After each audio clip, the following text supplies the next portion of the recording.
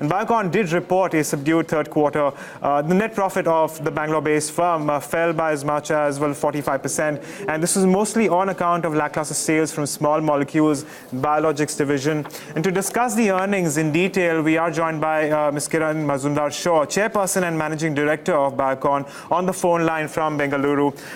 Ms. Shaw, thanks for joining us. My first question will have to do with the small molecules segment. The revenue has shown degrowth over last year. What's the reason for the drop, and what's the outlook with respect to this specific segment? Well, the small molecule segment has been facing a lot of headwinds because, there have been channel consolidation headwinds. There's been pricing pressure on some of our APIs. Having said that, our immunosuppressants have done extremely well, so that's offset some of the headwinds we've had in our other APIs. But having said that, I think what we're really focusing on in small molecules is really to propel this particular segment with our ANDA generic strategy that has begun to deliver for us.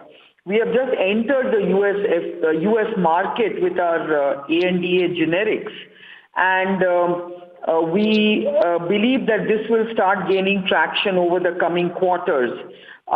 We have a pipeline of generics that will start really getting the real opportunities kicking in from 2020. So we believe that the small molecule segment will only start really delivering good sustainable growth from later next fiscal. So we are seeing those headwinds in small molecules, but having said that, you can see that our biologics business, although we've seen a bit of a muted performance this quarter, on a year-to-date basis, we have seen at least growth, and much of this growth has been impacted because of the requalification activities pertaining to our facilities, which are now behind us. So we believe that from Q4 onwards, you are likely to see a good, smart recovery in biologics, which really is one of our principal growth drivers. Research services has begun to fire again, 17% year-on-year growth, and expects to end the year on strong double-digit growth, and has signed up with BMS, one of its marquee clients, up to 2026. It has expanded its partnership with Amgen. It expects to enroll other large marquee clients going forward. So I think that business is in good shape. So I think we are seeing revival starting Q4, and we expect to see smart recovery in next fiscal. All right. Ma'am, what's the sort of run rate with regard to R&D spends that you will be looking at in the next 3 to 4 quarters, or if you could tell us for FY19? Well, if you looked at our regular kind of spends every year, it's anywhere between 400 to 500 crores. And as you know, biosimilars is a very expensive business. Of course, these spends are really kind of skewed towards the clinical phase. Many of our clinical trials either are in advanced stages of phase 3 trials. Some of them have entered phase 1, such as insulin aspart.